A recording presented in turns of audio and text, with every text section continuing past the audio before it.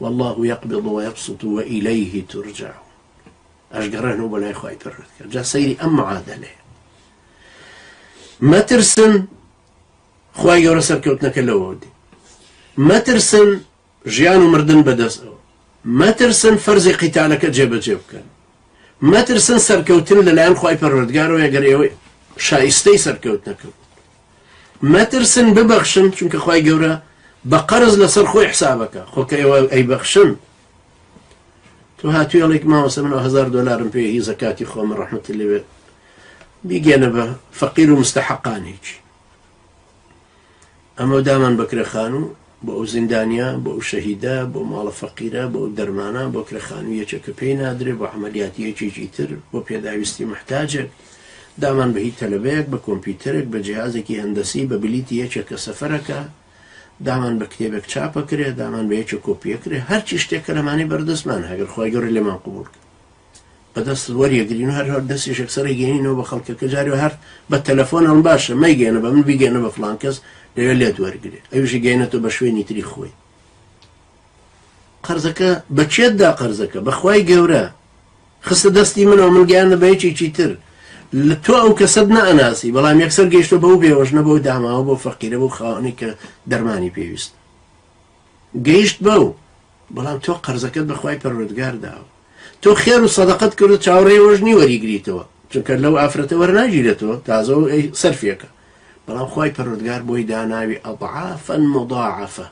بو يصير سخاوتي اهل ايمان كان تخوا قياسي كانوا بسر ما داراني علماني بيدين للا اخوتان بەشەوی $75,000 دۆڕێنێ لە سلێمانی پاڵاس بەڵام ئەگەر پێی بڵێ ئەوە دراوسێتان محتاجە و کتانە بێگوناحەوە پێویستی بە فڵانشتە ئەوە عەمەلیاتیەوە دەبە خۆڕایی بۆی بکەن تۆ خەستەخانەتەیە ئامادە نییە بیکەن ئەوە کورد دەڵێ ئەمما سەرمایەداری ئەوروپی هی ڕۆژ ئاوای و ئەمریکی و ئوسترالی و ئەمانە ئیستیعدادی نییە سنت بدە سنت بخوا قسم استعدادیان $10 بدن قياس ناكره لقل أهل إيمان وإسلام هذا هو عبد الستار إيدي لباكستان 50,000 إسعافي هي رحمة إخوالي بمردو يستا 50,000 إسعافي لسر الرقابانا ندانا هذا هو هم أوروبا هم دولة من دكاني أوروبا سيري كان بزانا هذا تشيتي أشتي شوي كرت أو هم دولة من دي كويت السعودية وشونان سيري كانوا بزانا أو أنا باريان شو صرف بيتوا هر دولة من إلهي خوش من أويك مسلمان وملتزم وأهل إيمان ودين سيري إحساناتي أوان كانوا سيري هم ملياردير الدزكن كتشون لنوتي خلشي لقوتي خلق كان دزيو خلشينا إيمان داران أهلي كرد إيوه بيوستيتان ببيش روانيكي أهل إيمان وقيامة خواسه بيوستيتان بويك الشرف وناموس وآبرو سامان وكردايات يكتان خبات وخوانتان بدن دس إيما بخوا قسم إيما دس باكين خيانتشتان ليناكين دلسوزيشتانين ناهلين هيج ما فيكتان نترك نعرب نفارس لقرقراقي أوانا دريهيني نوبوتا جواميريشين بخوا آزاو دلير دلسوزيشين خيانتشمان نكردو ناشيكين لكس هموشتكتان بإيما بسبيرن ثقتان بيمان بي إيما دنجي انتخابات كوناكينو درو دلسل شوها شكاري ناكن شعاراتان بو درب برين بلام إيما بميداني عملي وتانا سلمين بحول قوة إخوة من ذا الذي يقرض الله قرضا حسنا فيضاعفه له أضعافا كثيرة والله يقبض ويبسط إليه ترجع أقرين ولا إخواي پروردگار وما نقرين ولا إخواي پروردگار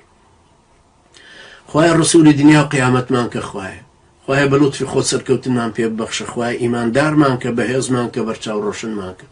خواهي بلطف ورحمتي خود هدايت مان دولة دينك التيمان جينا خواهي وزور مان بقرخو لكم الكارية أمتي عقائدية خواهي برمانك خواهي بقر مانخا خواهي مانك بأداتي قدري خود بسر خصني دينك بالرامالين وداماليني دا صلاتي دا صلاة داراني طاغوتي بارتي ويشتي خواهي يارمتي درمان بتا دار الكفر كي كردستان كينو بدار الإسلام لقرقراقي حشدي وحشي وطاغوتاني تريشا ما في أهلي دوزو جامركاني تري قرميان من لقرقراقي أوانا دربينينو يا ربي خوايا أما بلايتو دورنيا شتيكي قورجنيا كجنابت بيكي يا ربي خوايا خوم أن تسليم بتو كردو يا رمتي درمان بي سلامة سركوتو مانكي يا الله خوايا بمانكي تو بوهيزي كأتوانين